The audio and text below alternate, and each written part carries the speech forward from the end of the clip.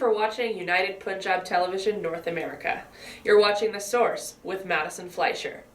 Today we're happy to have community advocate and community support worker, Miss Danielle Boudreau, on the show, out of Community Venture Society. Danielle, welcome to the show. So glad to be here.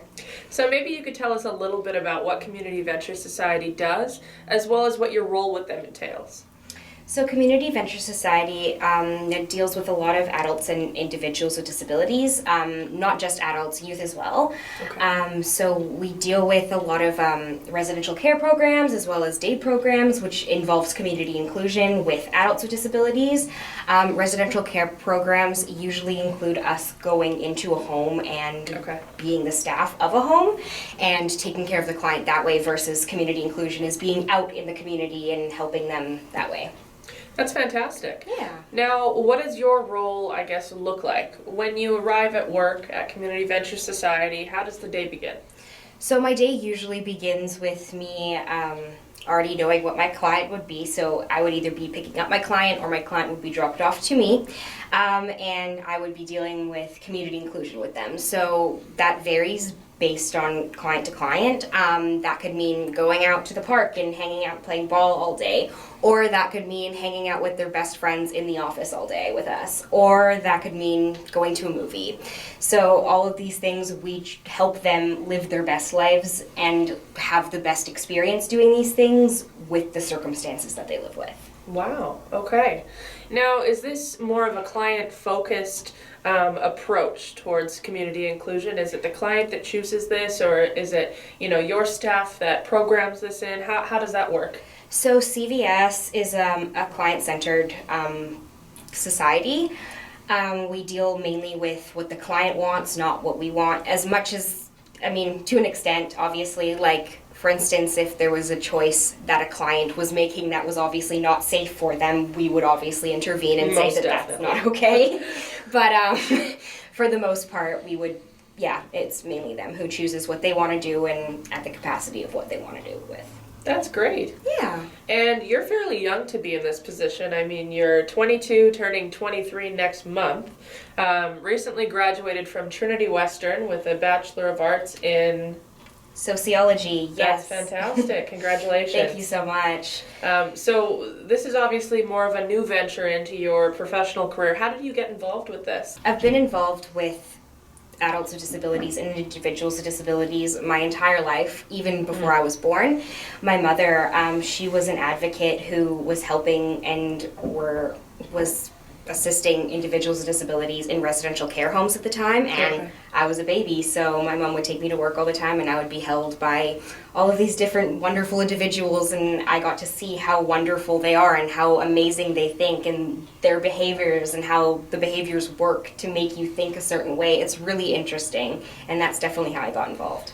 That is, and some great memories, I'm sure, too, looking back at those photos. So would you say your mother served as your main inspiration? Were there any other, very influential figures in your life that had empowered you to pursue a career as such? Yeah, so during my time at Trinity Western, there was one teacher that definitely comes to mind. It's Claudia Lonhart, or Dr. Lonhart. She is a lovely, lovely, lovely sociology and anthropology teacher who definitely is one of the only teachers I know at Trinity Western who thinks outside of the box and who thinks and who advocates for things that are usually not advocated for at Trinity. For example, a lot of my papers that I would write about were about LGBTQ plus people, and that is not widely accepted in a conservative school like Trinity Western. So that's when I would use my voice to become an advocate for these people and to become this person that could really help them and find that voice that they need in order to thrive at Trinity. And I'm sure that was also an experience where, and I'm not putting words in your mouth, but maybe you could elaborate on this, but, vocalizing your opinions in a rather conservative environment that are more liberal viewpoints, that must also be, inspiring to some of your peers who might be, struggling or feeling alone when all of a sudden, they see someone like you writing papers about something that they're facing in their own lives. Is that something that you've come into contact with at all? Yeah, so there were so many people that I met at Trinity Western University who would come up to me and say, hey, have these certain feelings towards these certain people and I don't know what to do. And I would at least be there to give them some sort of education on something that they would know nothing about. And that would at least give them some sort of insight to how they can help themselves and how they can feel better within themselves instead of feeling, confused and all, alone without anybody to talk to. So yeah, that was definitely my goal, was with these papers definitely being a voice for someone who can, see that and go, hey, I can ask for help now. And that passion as well for LGBTQ issues, that's something that stems more from a personal background for you. Is that something that you can elaborate on for our viewers? Yeah, definitely. So I grew up with two moms. I grew up with my mother, my birth mother, and my mother was dating another woman. Her name was Jay, who I also call my stepmom, so that's my mom. So yeah, this was definitely a very personal issue for me. So when I saw that this was such a big issue at Trinity Western, I definitely had to do something about it. And how did the administration, I guess, react over the course of your time at Trinity Western? Was it, something that they were able to be supportive of? Did you face a lot of, backlash for vocalizing your more liberal thought points? In my first year, I did a lot. So I worked alongside with a tutor in my first year, and my tutor would help me edit papers, and I ended up giving my tutor one of my papers, and they ended up deleting over half of the paper. Oh. The day before it was due, which is really unfortunate and also really sucky. So yeah, that was really hard to deal with, especially when I knew those facts were right, but they just didn't want to admit it, and they were saying that my facts were wrong and that I didn't fact check them when I knew that I did, which was really sad. And how did you react to that? I was obviously very heartbroken, so I did go to my teacher and I did tell her, like, hey, something needs to change because I should be able to write what I want and not have my paper deleted. And how did your teacher respond to that? She found me a new tutor, and the next day I was editing different papers with my new tutor. Well, which is really amazing. It's really great that your teacher was very receptive to that, and unfortunate, considering what happened. But, that's something that I guess we'll all face in life, right? We'll have these opinions and viewpoints, whether conservative, liberal, maybe just in the middle. And not everyone's going to agree with that. And that's okay. And, it's okay that Trinity Western maybe has more of a conservative viewpoint. Conservative is not a bad thing. I think it's very important that we understand all perspectives, especially surrounding an issue, and perhaps it gives us more of a well-rounded understanding of why a person thinks a certain way, right? So that's something that is definitely a life lesson. Yeah, definitely. I agree with that. So maybe you could tell us a little bit about how, back to individuals with disabilities and your work with Community Venture Society, the NDP has announced recent cuts to autism funding, which has been definitely a point of contention for autism advocates and various members in the community who are affected by such. How have these cuts impacted your programs at Community Venture Society? So as a nonprofit, it really does hurt our funding because we also don't get a lot of it to begin with. So having less of it already and then having another cut on that again is not proper at all, and it really hurts the well-being of our adults who come to our programs, and it hurts the experiences we can give them, because we can't give them an elaborate experience where they can go get their nails done and do all this stuff if we don't have the funding for it, which is really unfortunate because we wish we could do those things. Exactly. It's definitely detrimental to, I think, each of your clients, exposure to what the community has to offer and gaining those personal growth skills and abilities. So perhaps you could also touch on Dis de Bomb. Now, this is something that you brought up to me before the show, and maybe you could give our viewers a rundown of what that program has to offer the clients. Yeah, so Dis de Bomb is a store based out of Community Venture Society. It's actually just behind the main office. And what Distabomb is it's a bath bomb store. It's like a Lush, but it doesn't have all of the creams and stuff.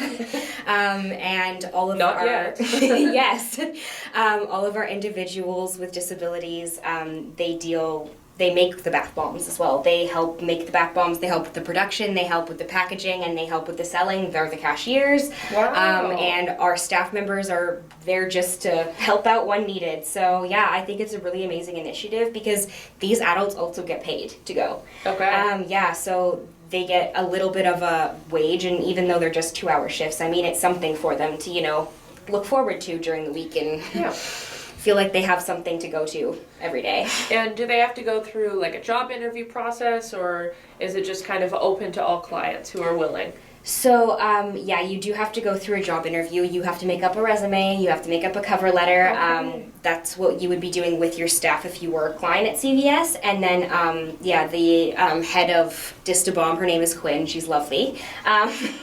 She would have an interview with you, and she would sit down and ask you all of these questions, which the client would have beforehand. That's fantastic. Now, that's really encouraging to see that, Community Venture Society is really investing in their clients and providing them these real life experiences that, every individual should really have the opportunity to learn how to prep. And, skills like resume building, that's something that everyone can benefit from. So that's fantastic to see the work that you guys are doing there. Thank you so much. Now you have some plans down the line here, so I'm not sure if this is something that you're ready to announce yet, but master's program. So I am going to graduate school to get my master's degree in criminology at Wilfrid Laurier University. Congratulations. Thank you so much. My inspiration was kind of funny. I was watching Criminal Minds with my boyfriend, and I just had this inspiration of learning of understanding behavior, but from a criminal perspective, and I think that's just so interesting. So I definitely would love to further my education in that. Yeah, so I'm excited. It's almost like Bull as well, from the legal television show, learning all of the psychological aspects of what, different criminals are thinking, and, going with the forensics team. So that's very exciting. Congratulations again. Thank you so much. On that note, maybe you can also talk about the importance of community inclusion, the importance of community service as well, when we're on that topic, and, the importance of why this should be something that we talk about in our communities. So community inclusion is huge, especially with individuals with disabilities, because a lot of individuals with disabilities feel excluded their entire lives. From day one, they are told that they can't do the things that a normal kid can, and from day one, they can't be in the same classroom as a normal kid can, and all of these other things they can't do because they're not quote-unquote normal, which isn't even a thing. What even is normal? Yeah, exactly.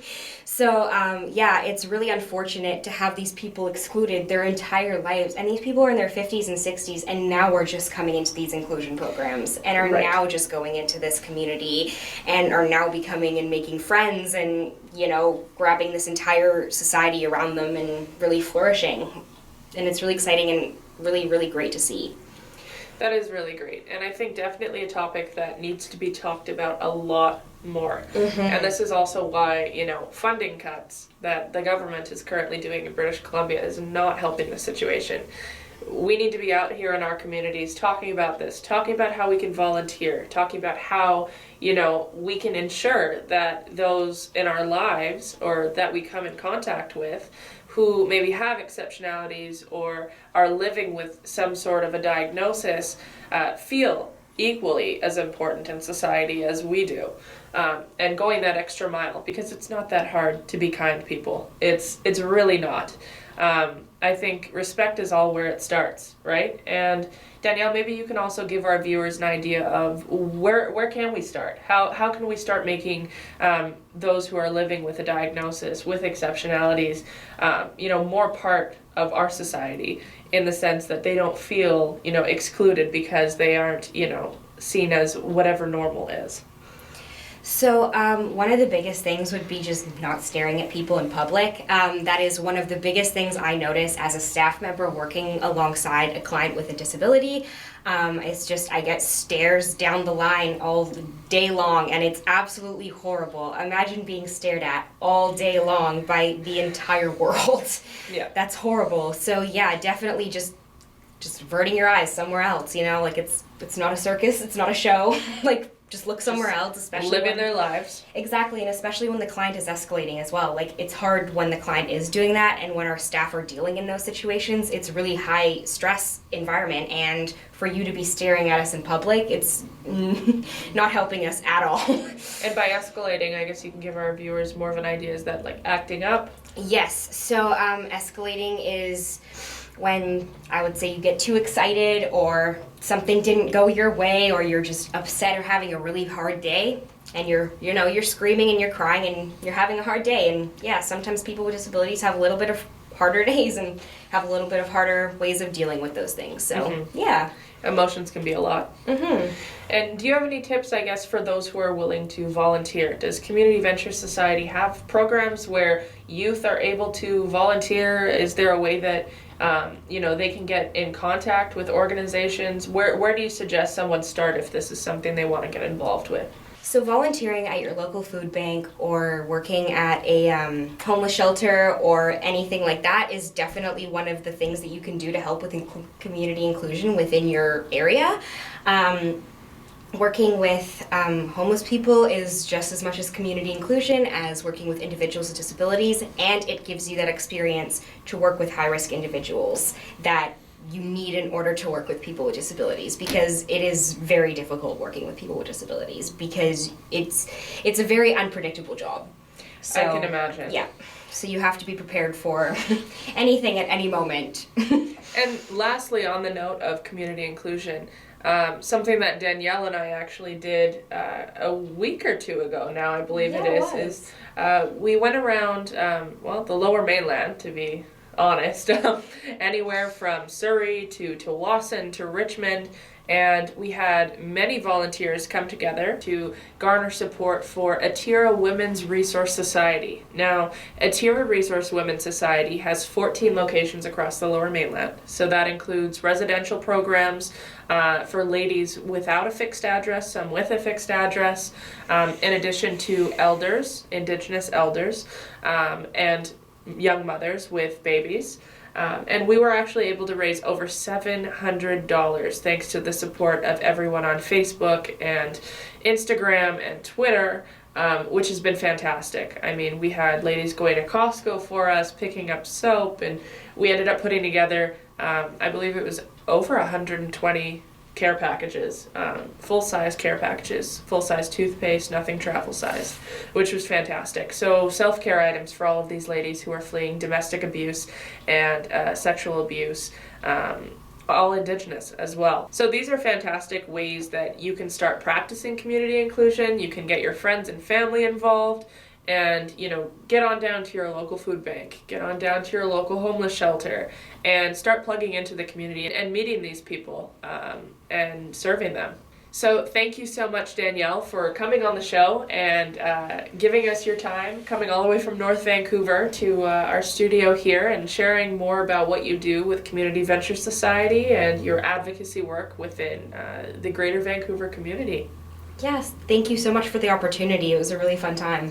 And we'll be excited to follow along as you journey through your master's program at Wilfrid Laurier, and we'll be happy to have you on the show anytime. Thank you so much.